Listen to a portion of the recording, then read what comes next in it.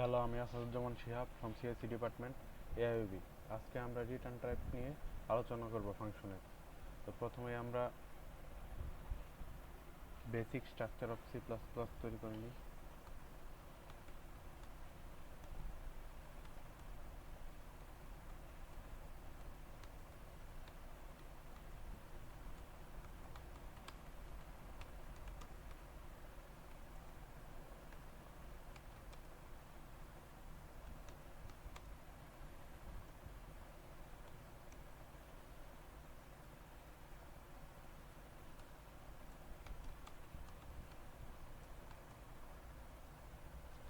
আচ্ছা, আমরা প্রথমে পূর্বের ক্লাসে ভয়েড ফাংশন নিয়ে কাজ করেছিলাম, কোনো রিটার্ন টাইপ ছাড়া নর্মাল ফাংশন নিয়ে কাজ করছি। ওইটা আরেকবার একটু রিভাইন্ড করি।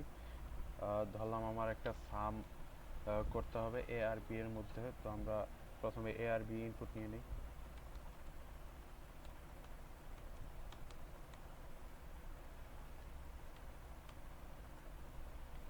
আচ্ছা, ধরলাম আমার ফাংশনটার নাম হচ্ছে সাম। তো আমি সামের ভ্যালুটাকে হচ্ছে এখান থেকে এ আর বি এর ভ্যালুটা হচ্ছে সাম ফাংশনে পাঠাবো।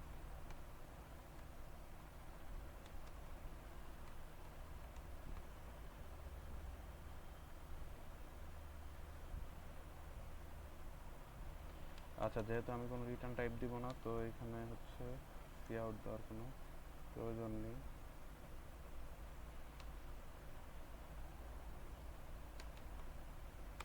ভয়েড সাম, এখানে হচ্ছে ভেরিয়েবল আর্গুমেন্ট রিসিভ করলো parameter A B.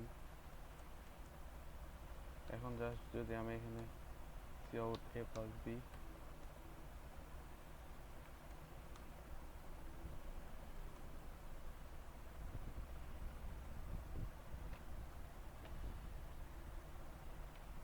Four R five, এই যে 9 চলে আসছে। এখন আমি চাচ্ছি এইখানে মানে এই ফাংশনের ভিতরে প্রিন্ট না করে মেইন ফাংশন থেকে প্রিন্ট করতে। আর তখনই আমাকে মানে এই এ আর বি এর যোগফলটা রিটার্ন করতে হবে। আর যেহেতু এখানে ভয়েড মানে কোনো রিটার্ন টাইপ দেওয়া নাই, সুতরাং এইটা মেইন ফাংশনে রিটার্ন হবে না। তো রিটার্ন করার জন্য আমাদেরকে এখানে একটা রিটার্ন টাইপ দিতে হবে। যেহেতু এই ভ্যালুগুলো ইন্টিজারে আছে, ইন্টিজার এ এবং বি, তো আমরা এটাকে রিটার্ন করব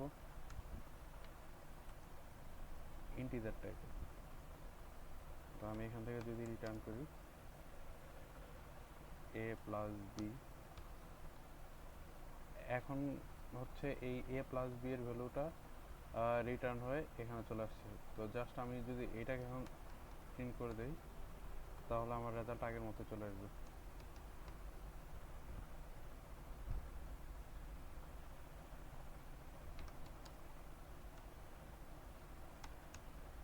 এই যে 13 চলে আসছে আউটপুট।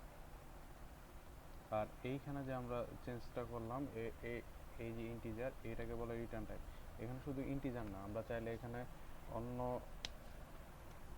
টাইপও নিতে পারতাম। ধরলাম আমরা এখানে বুলিয়ান নিতে পারতাম। যদি এ প্লাস বি এর মান 10 থেকে বড় হয়, মানে 10 থেকে বড় হয়, তখন ট্রু রিটার্ন করবে, না হলে ফলস রিটার্ন করবে। তো এটা করার জন্য হচ্ছে আমরা এখানে যদি অ্যান্সারের ভিতরে এ প্লাস বি রাখি,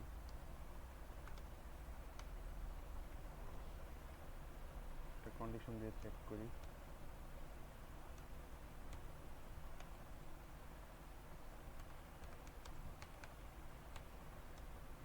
যদি 10 থেকে বড় হয় তাহলে ট্রু রিটার্ন করবে, না হলে ফলস রিটার্ন করবে। এখন যদি আমরা আউটপুটটা দেখি,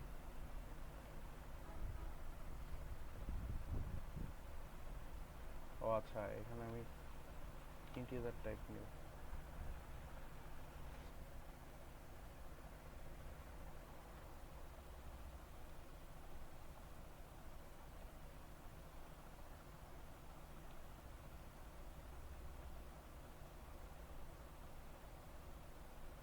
আচ্ছা, এখানে আমি রিটার্ন দেই নাই, এই কারণে এরর আসছে।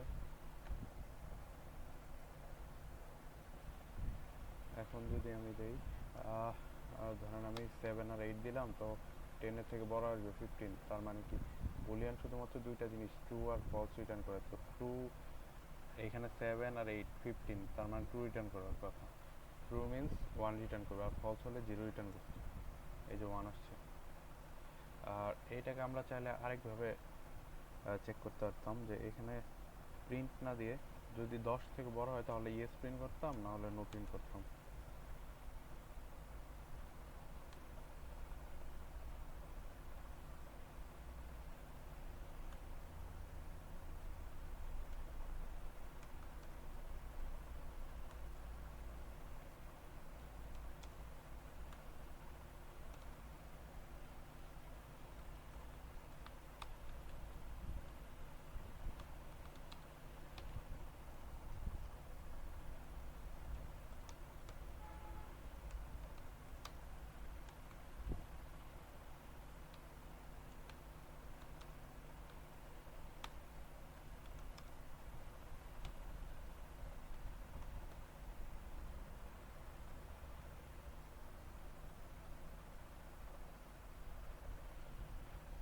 এখন যদি আমি 5 আর 1 দিই, এটার যোগফল হবে 6।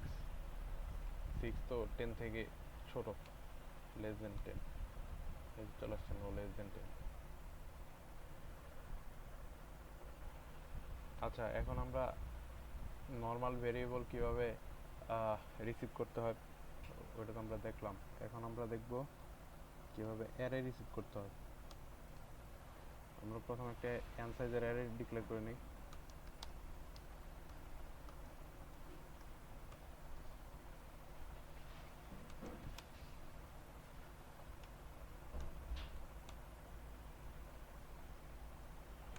অ্যারেতে ভ্যালুগুলো ইনপুট নিয়ে নিই লুপের সাথে।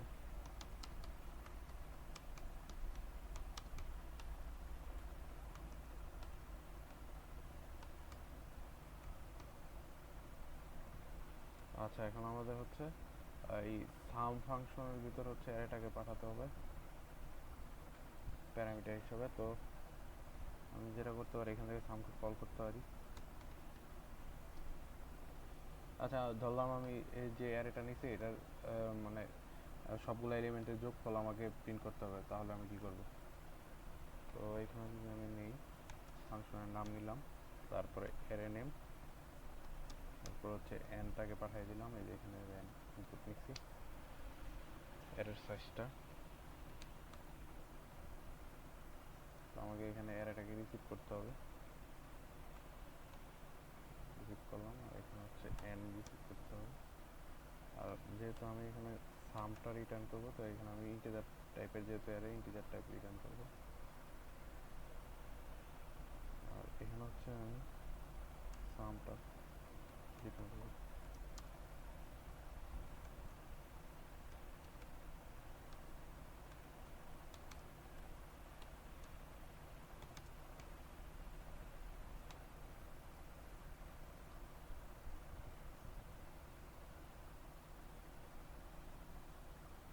আচ্ছা, এখানে অ্যারের সাইজ আমি 5 দিলাম, আর হচ্ছে এলিমেন্টগুলো ইনপুট দিলাম। এই যে অ্যান্সার 15 চলে আসছে। আর এই এখন এটা হচ্ছে একটা বিল্ট ইন ফাংশন, এটার সাহায্যে সাম বের করা যায়। আমরা চাইলে এটাকে কমেন্ট আউট করে নর্মালি লুপের সাহায্যেও বের করতে পারতাম। তো লুপ দিয়ে করতে হলে কি হতো, ভেরি সিম্পল।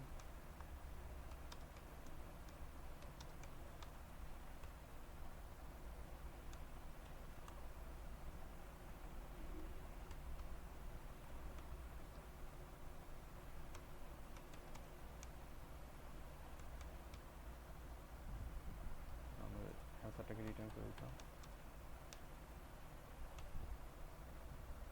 এখনও কিন্তু আমার সেম কাজই করতাম।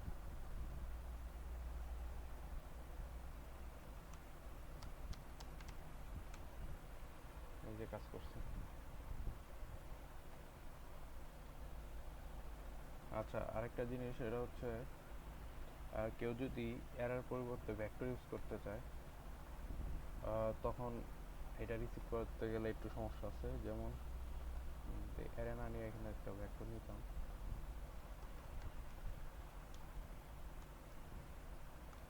ইন্টিজার টাইপের।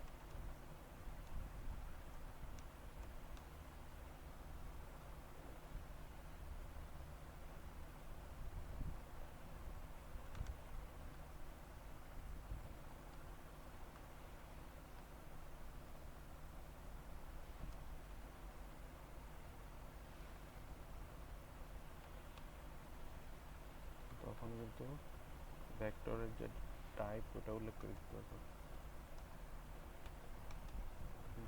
আর এইখানে যদি সবাই যে ভুলটা করে, এখানে হচ্ছে নর্মালি প্রথম প্রথম করতে গেলে এরকমভাবে করতে চায়, তখন রং আসে।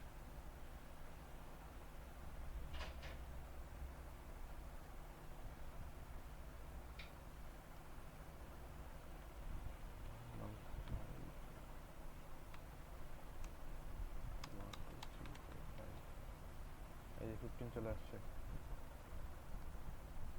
তো এটা মাঝে মধ্যে রং আসে, তো ওই কারণে হচ্ছে এখানে এন্ড সাইন ইউজ করতে হবে।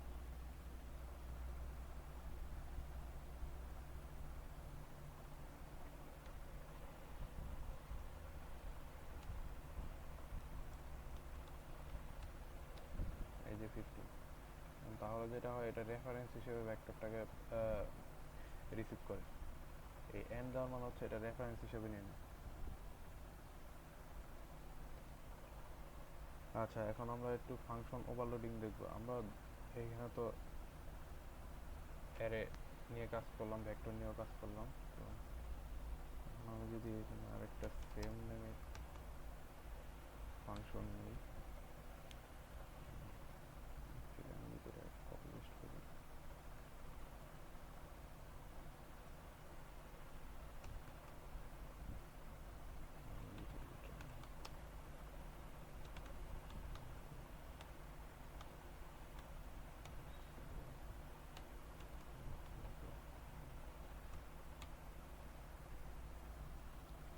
আমি যদি 0 আর 1 নাম্বার এলিমেন্টটা যোগ করে রিটার্ন করি, আর এখানে যদি কল করি,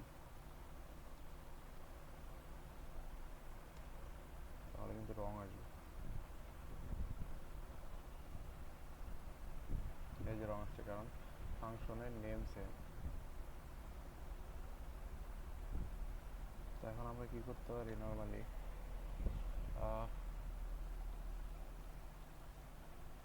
এখানে হচ্ছে টাইপটা চেঞ্জ করে দিই।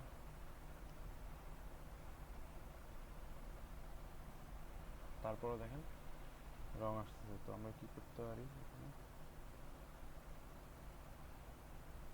আমরা এই সমস্যা দূর করার জন্য আমরা কিন্তু নেম সেমই রাখবো, ফাংশন ওভারলোডিং করব। তো এটার জন্য আমি যেটা করতে পারি, আমার ইন্টিজারই থাকুক, জাস্ট এইখান থেকে হচ্ছে ব্যাক অফ 0 হচ্ছে integer x equal to back of 0, আর ইন্টিজার y ইকুয়াল টু যদি আমি ব্যাক অফ 1 করে রাখি, আর এইখানে যদি x আর y সেন্ড করি, সামের ভিতরে আর এখানে x আর y রিসিভ করি প্যারামিটার হিসেবে, তাহলে আর আমার এই সমস্যা থাকবে না। এখানে হচ্ছে আমি জাস্ট x প্লাস y দিয়ে দিই।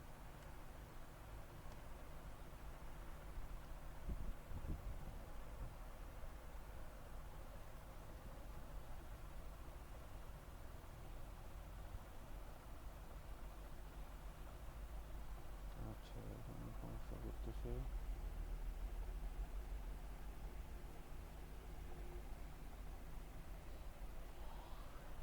আচ্ছা, এখানে হবে ইন্টিজার y হবে, আমি x নিয়ে নিছি।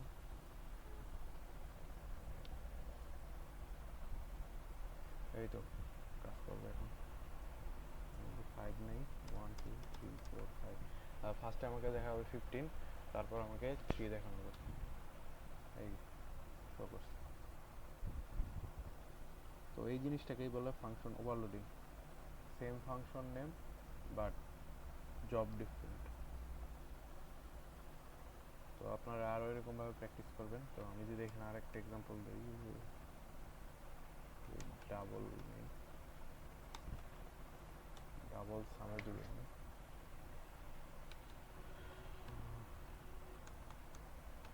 ডাবল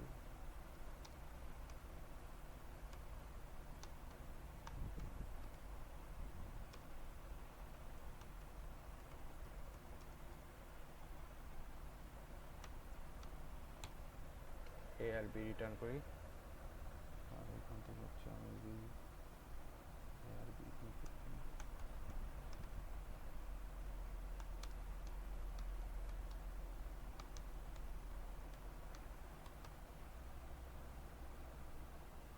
আর এইখানে আমি সাম করি।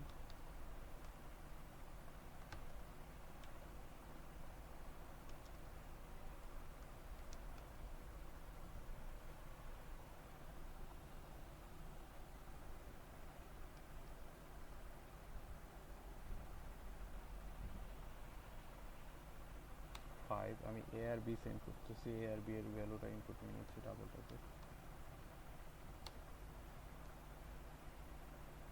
এখন 5টা এলিমেন্ট দিই, এই যে আমার রেজাল্ট চলে আসছে।